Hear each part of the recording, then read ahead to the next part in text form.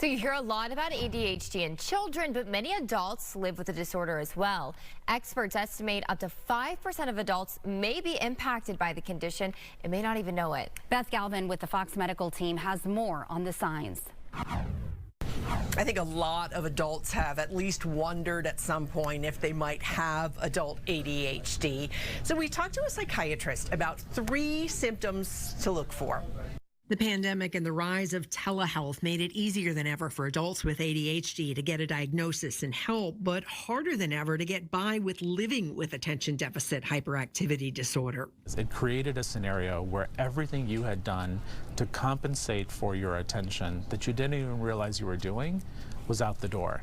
Life looked completely different. Dr. Suvrat Bhargave of the Center for Family Psychiatry in Tyrone says the day-to-day structure of working in an office dissolved, suddenly leaving many of us working from home and surrounded by distractions. All those things that actually help people with ADHD were suddenly gone, and so now symptoms were uncontrolled, and people were realizing this is a bigger deal than I thought. Bhargave says it's a myth that people outgrow ADHD, and the disorder in kids and adults usually involves the same 3 core symptoms. How they look, though, for a child and how they look for an adult can be very different. The first symptom, Dr. Bhargave says, is you're easily distracted. For a kid, that can make it hard to follow directions. In an adult's life, not paying attention to detail might actually look like you're very forgetful.